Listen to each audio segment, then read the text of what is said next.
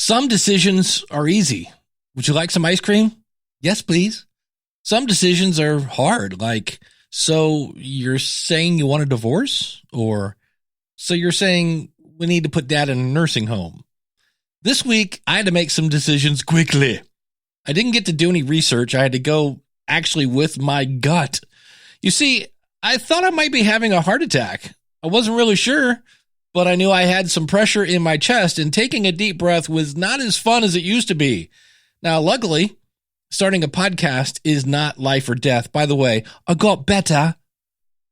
But we put so much pressure on ourselves that seem to make podcasting harder than it needs to be. So today we're going to kind of back up. We're going to put down the stress and put down the pressure and examine how to make some key decisions about your podcast. And so while this applies to podcasting, it also applies to good old-fashioned life. So if you're feeling overwhelmed, confused, not sure where to go in podcasting and in life, well, stick around.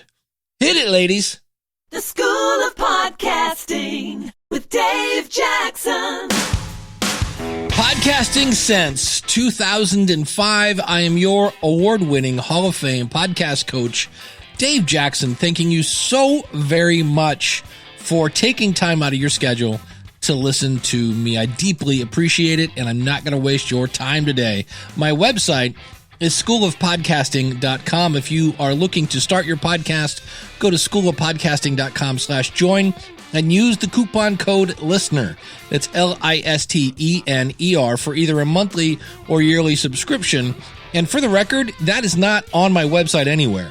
That coupon code is for you because you've taken the time to listen to this podcast. Now, before we get into decision making, somebody who made a great decision to start the Fish Nerds podcast is Clay Groves. He's been on this show many times. The great thing about Clay, if you get somewhere in the vicinity of Clay Groves, you will eventually have a smile on your face. He is such a great guy. I love it when the good guys win. And, well, check out what's going on with Clay because of his podcast. Hey, Dave Jackson. Clay Groves here from the Fish Nerds podcast. How are you? You asked me to kind of send in a little bit of a voice memo here about because of my podcast. So here is my latest because of my podcast. A couple of years ago, maybe less than 2 years ago, I was recruited by a local radio station here in New Hampshire to do some voice work and some production work. It's called a utility guy at the radio station, a little bit of everything. And I broke my back for a couple of years, worked really, really hard for them. And then last week, something magical happened. Here, listen to this. There's so much to discuss, so little time. We have much to discuss. Yeah, let's not discuss that too much. What are you talking about? Why don't I just start? It's already off to a great start. I forgot what I was going to say. Oh, mission accomplished. It's Clay and the Magic Morning Show. Yeah, that's what happened. I am now the program director and host of the Magic Morning Show on Magic 104 here in New Hampshire. It is the number one morning show in the state. It's a top 40 station, and I don't know how I got here, but here I am. Because of my podcast, I am a top 40 DJ running the drive time Monday through Friday, 6 a.m. live radio show, and the program and music director here as well, all because of my podcast, which gave me the training I need to speak on mic, edit stuff, and work hard through low pay. So that's it. Because of my podcast, I am a full-time jock. Now, I guess that's what we call ourselves, jocks. I'm the program director on the biggest morning show in the whole state of New Hampshire. So Magic 104, if you want to check it out, comedymagic.com. And my podcast is The Fish Nerds. I'm the chief executive fish nerd of the Fish Nerds podcast. Thanks, Dave Jackson, for all you do. Oh, I love it when the good guys win. And Clay is such a good guy. Check him out, fishnerds.com. Links in the show notes out at schoolofpodcasting.com/775, because today is episode number, you guessed it, 775. So from time to time, I see people in different Facebook groups and Reddit and all these other places, and they're really, in my opinion, in some cases, overthinking or over-processing getting their podcast up and going. So I went out to our good friend Uncle Google and did a bunch of searches just on the basic sentence, how do you make decisions, or how do you make good decisions? And here's kind of what I found out. It boils down to 5 basic steps. Number 1, identify your goals. So that could be, I want to start a podcast or something of that nature. Step number 2, you gather information for weighing your options. Step number 3, consider the consequences. Step 4, make the actual decision. And sometimes that's the real scary one. And then step 5, evaluate the decision. And so number 1, identify the goal. Well, that's good. That's sometimes fairly easy. But gathering information for weighing your options, I see people get stuck here. They just keep gathering and gathering and gathering and gathering so that you never actually, you never even get to consider the consequences, or you're afraid of the consequences. But I do want to talk about gathering the information, because it's not just a matter of gathering information. You need to gather information you can trust. One of the hardest decisions, luckily, I didn't have to make. My father had colon cancer, and it was myself, my older brother, and his sister, my aunt. And this doctor came in, and at the time, sorry for too much information here, my dad couldn't poop. And they said, well, we could do nothing. He's got this tumor. We could do nothing, and he will die a quick, painful death. Or we could do, and I forget what step B was, it'll be a slower death, but less painful. Now, I don't know if you noticed, both of those ended in him dying. And so they left, like, which, pick one. And we're like, well, luckily at the time I was married to a nurse. And this is where you have to realize you need somebody who's been in the game before. And so she looked at me, and I looked at my aunt, I looked at my brother, and we're like, wow, this is not a good, there's no good decision here. And she said, well, has anyone asked for a surgical consult? And we went, what's a surgical consult? And she goes, that's where you get to talk to the surgeon. And I'm like, oh, so the doctor came in. We're like, can we have a surgical consult? And to make a long story short, he gave us an option C, which did not include killing my dad. And so we actually had him for a few more years. And actually, he was fine. He just said, oh, what if we go in and cut out the cancer? And if there's enough intestine left, we'll tie it back together. So when you gather information, you want somebody who's got some experience, because I think one of the problems we're running into right now, and we'll talk about this a little later, is if you gather too much information, you can kind of overwhelm yourself. Now, the other thing I want to talk about is consider the consequences. And the problem is, when you consider the consequences, so many times when we start off a podcast, you think about the audience. And I hate to be Dave Jackson dream crusher, but when you first start off, you don't have one. Unless you've been doing a lot of stuff before you came to podcasting, you probably don't have an audience. So don't worry about the audience. There isn't one, but that will then be followed by the fear of, oh my gosh, people have actually started to listen to me. But here's the thing. I'm going to pull out my buddy Ryan Parker, who has one of the best phrases ever when it comes to podcasting. And that is, if you're worried about what's going to happen, no one will punch you in the face. And as you look at just some of the decisions you need to come up with, you have to go through when you make a podcast. The first one is the name of the show. Then you get into things like the format. Is it going to be a solo show? Do you have a co-host? Are there guests? Is it all of the above? The artwork, the gear, the media host, the website platform, the schedule. Am I going to use music or not? And those are just a few. And realize once you make a decision on those, you're kind of done. Except when you evaluate that decision and go, yeah, we probably shouldn't have called it the Schnaf show, because nobody knows how to spell that. That is something you can do, but you can always go back and change this. My little catchphrase for this is, your podcast is a recipe. It's not a statue. But that doesn't mean you want to blow off these decisions and go through and just wing it. Unless, of course, you really don't care. And that's one of the things you have to decide. Is this a hobby? And I'm really just doing it for fun. I don't even care if anybody listens. I have a show like that. It's called Building a Better Dave. It is really just an audio diary. And if you listen to that or not, I don't care. For me, that's almost my therapy. I just put things out there. It's a little bit like a diary of just cataloging my life. If you listen, great. If you don't care. That's just for me. And if that's the case, then decision making is super easy because you're just going to do what's right for you. But if you're trying to do this to represent your brand, or maybe you're using this to drum up some business and make some money with it, well, then you do need to put some thought into this. But there is a case of putting too much thought into it. Now, I appreciate the fact that you care about your audience and you're trying to make that perfect podcast, but realize the perfect podcast does not exist. What? Say you, Dave? Aren't you teaching people to make perfect podcasts?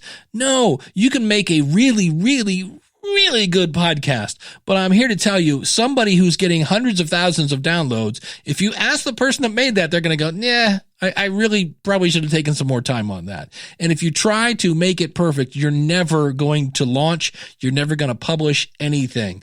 Let me give you an example of how thinking about too many things can actually cause some problems. I found this great TED Talk that features a blind psychoeconomist, Sheena Iyengar, and she found this store. She kind of specializes in decision making. And so she found this store that specialized in having tons of choices. And what do I mean when I say tons? Is they had 348 types of jam. Can we just pause for a second? 348 types of jam. Unless you're Michael Jackson, where it just ain't too much for him to jam. It ain't too much for me to jam. That's a lot of jam. Okay, so they did two studies. One where they put out 6 different flavors and one where they did 24 different types of flavors of jam. And first, and this was right when people were walking in the door, so they got tons of traffic. More people stopped when there were 24, about 60%, than when they had just the 6% or the 6 jams out there, which about 40%. So you had a 20% more when there were more options. But then they said they had the opposite effect because if you think about it, what's the goal here? The goal is to get that desired result. And in this case, that's make a decision. How many people actually bought some jam? And that actually said it went up more. Of the people who stopped when there were 24 options in front of you, only 3%. There's that old 3%. Now, if you're new to the show, I always say that when it comes to making a product, when it comes to maybe having people join some sort of membership, I say you're going to get about 3% of your audience, and there's that magic 3%. So they said of the people who stopped when there were 24 different types of jams, only 3% of them actually bought a jar of jam. Of the people who stopped when there were 6, just 6, not 24, just 6 options, they said they saw about 30% of them actually bought a jar of jam. And so realize, I'm saying now that when I'm going to say something that's going to sound kind of controversial here, I'm starting to think that as much as Facebook groups are, for me, I go there to see what people are talking about. This particular episode that you're listening to right now is based on things I've seen people talk about in Facebook. And I'm like, I think we need an episode on just how to make a decision. But I also see people that come in and say, hey, what's the best media host to use? And they end up with more than 24 jars of jam of answers. And I'm like, I'm not really sure that's going to be that much helpful. Because what happens? They get 20 million different, hey, try this, try that, try Fred's media hosting company, blah, blah, blah. And in the end, they don't choose any because they've gotten too many options. So realize that, yes, you want to do research and you want to take a little bit of time to make an informed decision. But there is a time when too much information will actually start to hurt you. And so one of the things that can be helpful that I have found in my life is to determine what the goal is. And then in some cases, it helps to determine what you're not going to do. That makes life a little easier when you say, okay, I'm going to do a podcast about such and such. We're going to talk about such and such. We will not talk about blank, blank, blank, and blank. So that way, when you go to what are we doing for an episode? Well, I know we're not talking about this stuff. That leaves me this. So in some cases, if you have a ton of information, go through and say, all right, who are we not doing? When I was the podcast director for the New Media Expo, and I got a boatload of just people submitting to speak. And for the record, I never looked at their picture. I only looked at the form they sent in. And I think that is a good process, because if you're worried about bias based on race, if their race isn't on their paper, you don't have to worry about it. And one of the things I would go through is, first of all, if they didn't fill out the form correctly and they didn't answer all the things, that was the person that I'm not going to use them. Because if you can't follow the directions, you're not going to follow my directions when I say, oh, by the way, no pimping on the stage. So it made that choice easier by going, nope, you're out of here. So you might look at your podcast when it comes to making episodes, when it comes to the format, when it comes to whatever those decisions you need to make, and say, okay, I'm feeling a little overwhelmed here. What do I know that I'm not going to do here? What is off the table? I'm not going to? And by doing that, it can actually make you feel like, number one, okay, I just made a decision. And that can actually then kind of get some momentum going. Now, something you want to keep in mind when you are making decisions is when to make the decision. And one of the times you do not want to make a decision is when you are fueled by emotions. Emotions are great, but they can also sometimes lead to some really bad decisions. My last episode, I kind of go, that was fueled by emotion. I had been basically been getting beat up on the tech support line over technology, not from the company I work for, Libsyn, but from Apple. And if you listen to schoolofpodcasting.com/774, and it's me going over all the things that at the time were wrong with Apple, and over time will get fixed. And then I think, maybe that episode is going to end up being obsolete. So then why did I record it? I was kind of more of an emotional decision than a logical one. Another question I see often in Facebook is, hey, are you using a podcast editor? And so I bring this up. This article mentions when it comes to making decision, be aware of social pressure. If you're doing something because, well, everybody else is doing it, that's really not a good way to make a decision. If you have time and you want to go through the skill of learning how to edit a podcast, you can do that. If you have more money than time, by all means, go out to schoolofpodcasting.com/edit and let my team edit your podcast. And if I have a couple different programs there, if you don't see the one you want, let me know what you need and I will make a custom package for you.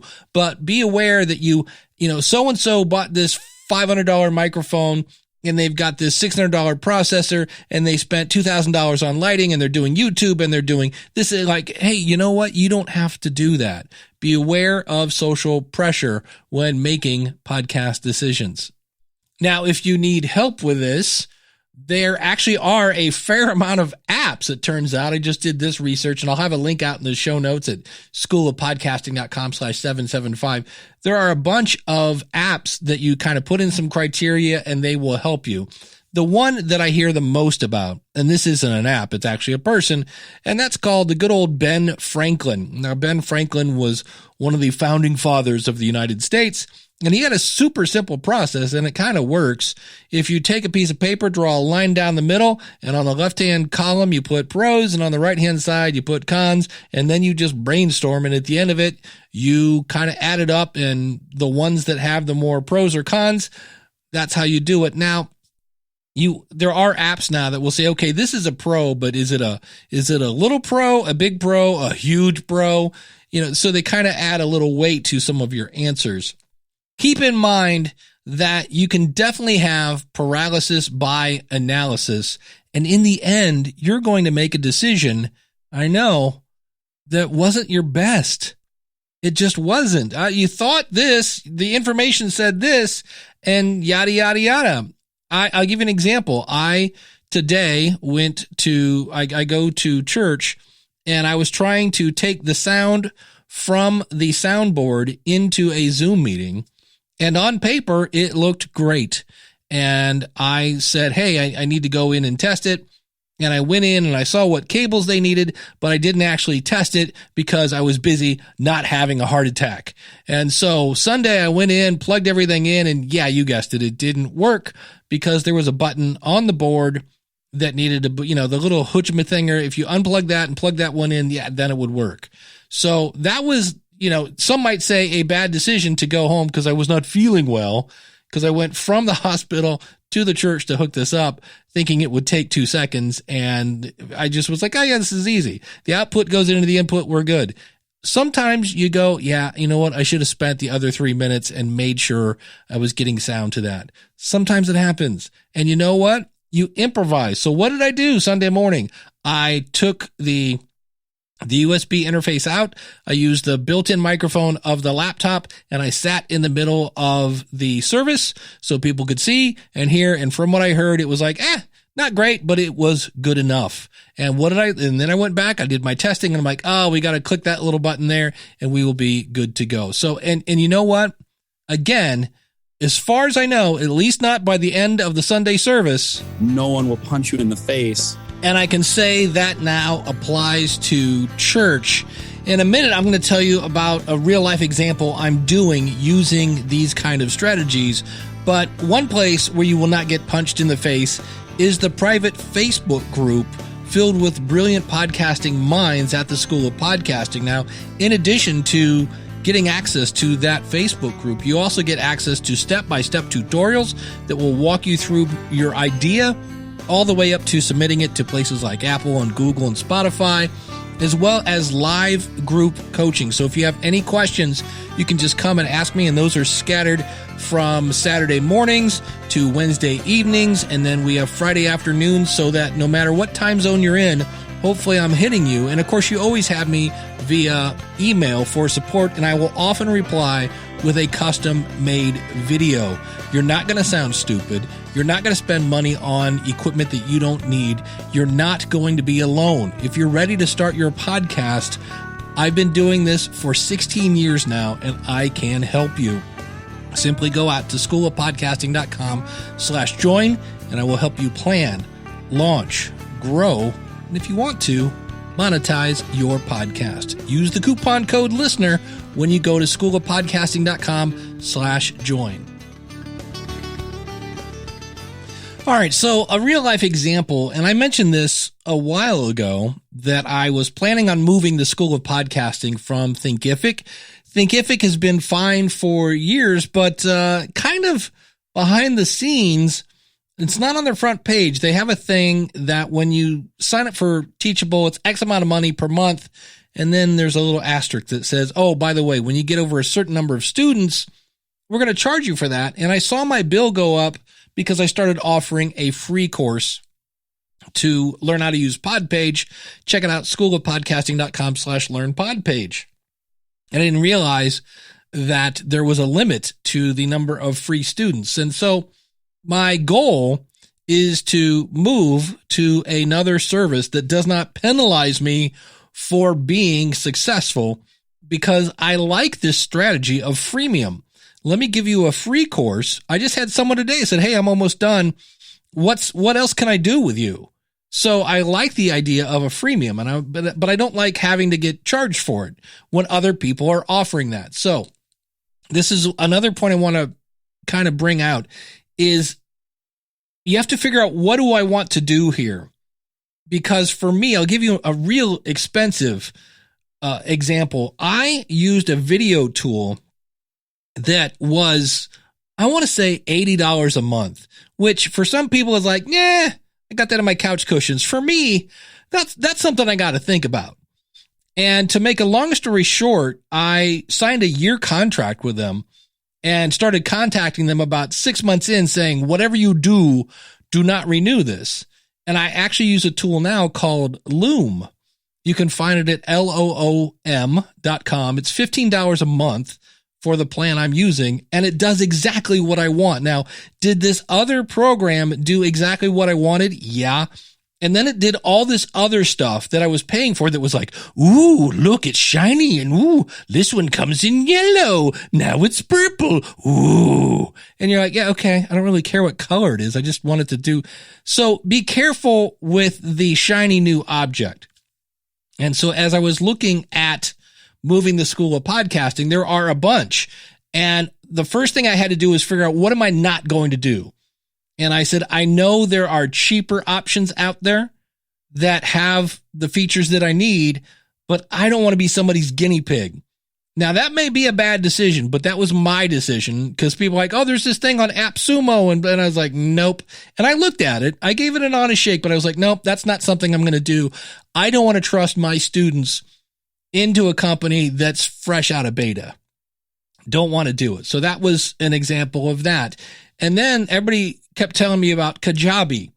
And Kajabi is, in my opinion, maybe a little overrated and definitely overpriced. I just went, and again, maybe not overpriced, but they have a lot of stuff that I go, nah, that's okay. Because when you have one company that does everything, in my opinion, some of those things that they do are not exactly great. I'll give you an example. I looked at Kajabi's private, what would be the private Facebook group. And I looked at it and went, 2001 call. They want their bulletin board back. And so I prefer, I know it sounds weird because it's so nice to have everything under the hood, under one place. And I'm like, I don't think so. So I started narrowing it down. And right now I'm down between Podia and Thinkific. And both are emailing me on a regular basis. And I got to tell you, here's something that I actually polled my audience and said, would you ever leave Facebook to go to a group? And most of them said, And I found a tool that I think is so much better than Facebook that I might actually start using it for maybe a different type of application. It's called Circle. That's actually pretty cool. So I then had to look at the consequences. What are the consequences of moving from Thinkific to, let's say I go to Podia or however you want to pronounce that? Well, I'm going to lose somebody. Somebody I'm going to say, because I have to either and this is why I don't do this very frequently. Here are the consequences. I either leave everybody paying me through the Thinkific thing, which is actually through Stripe. So I can cancel my Stripe account, and I don't think it would cancel them. Or I'm sorry, I could cancel my Thinkific account and keep them on Stripe, because behind the scene, that's what's doing that.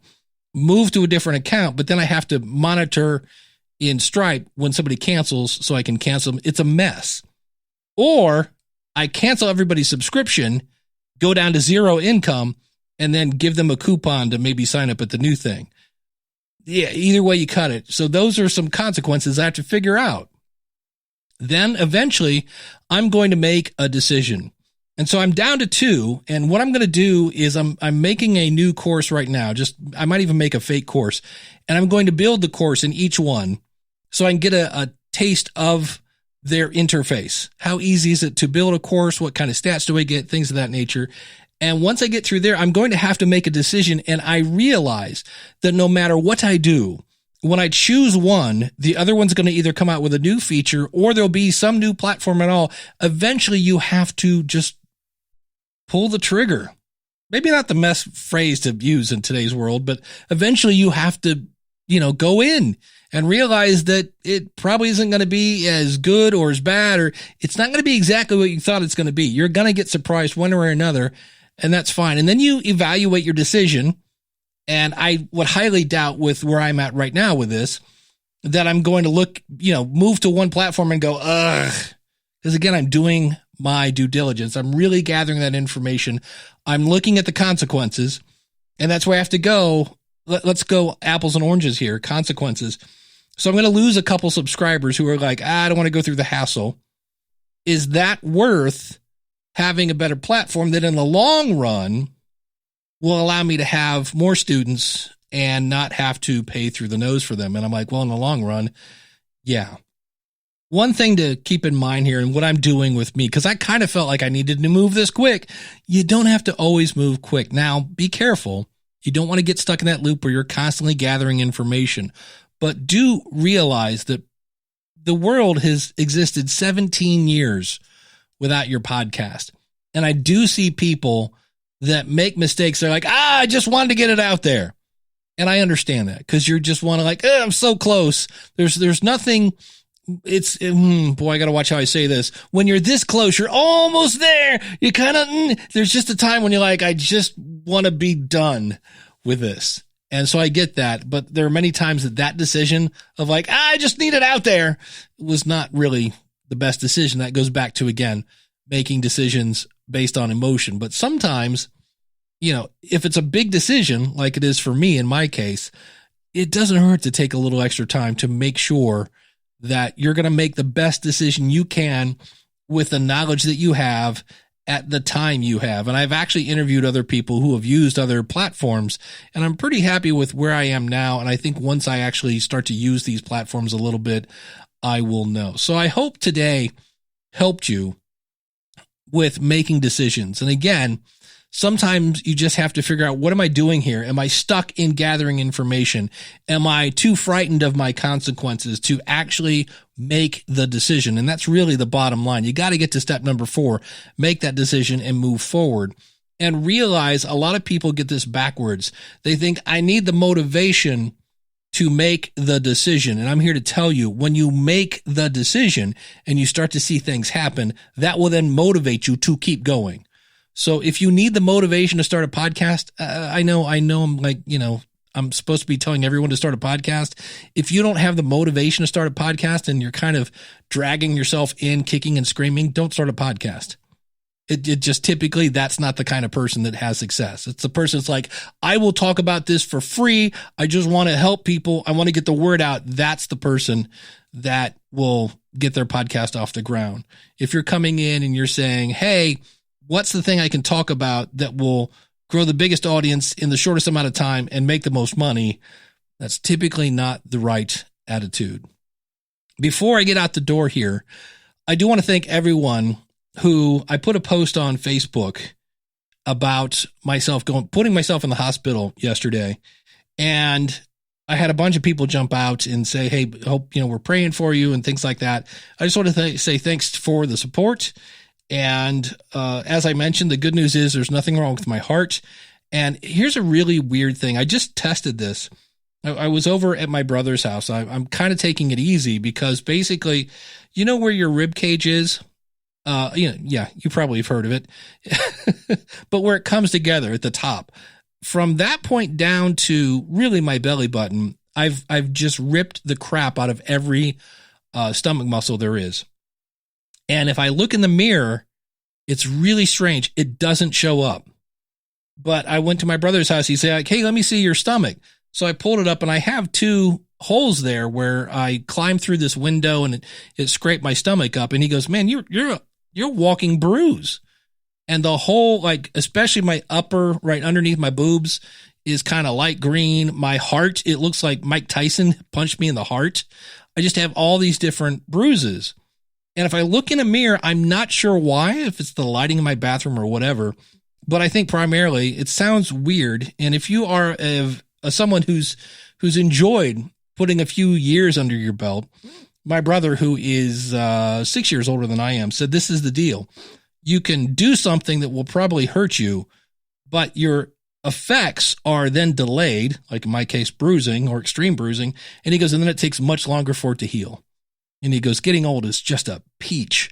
So I think that's what's going on. I wasn't having a heart attack. I just had really, really shredded up my stomach by climbing through a back window because I locked my keys. I locked myself out of my house, basically, and thought I was 16 and decided to climb back through the window.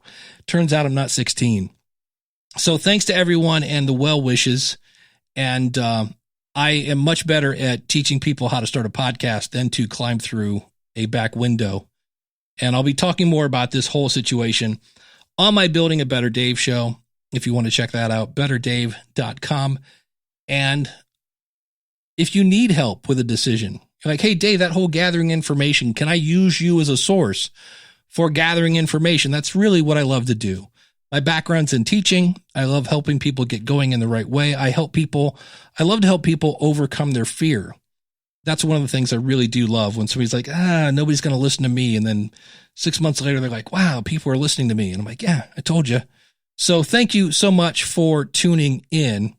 My website is schoolofpodcasting.com. If you want to start a podcast, you can just go out to schoolofpodcasting.com/join and use the coupon code LISTENER. And if you are listening to this on a phone, you can just text SOP to 31996. That's SOP to 31996. You can follow /subscribe to the show, and the next time a new episode is available, it will come on your app. I do not text you. You will get one text from me, and that is it. So if you're worried about having me spam you, I don't do that. Of course, you can always do that at the website as well, schoolofpodcasting.com. Thanks so much for tuning in. Until next week, class is dismissed. Take care. God bless. And here comes a boatload of bloopers. If you like what you hear, then go tell somebody. If you like what you hear, then go tell somebody. And if you have any ideas for topics for the show, I would love to hear that. And I'm not going to put that in there. It's 12. I think we're up to 15 calls to action. Pull the string. Pull the string? No, you don't. You pull the trigger. What? Pull the string. Where did that come from? And I don't know, 1992 called. They want their billboard back or their bulletin board back. Ah, crap. I blew that line. But you still have to know what they want, or at least have a good idea. And I'm riffing and I don't know what I'm talking about. Jam! It ain't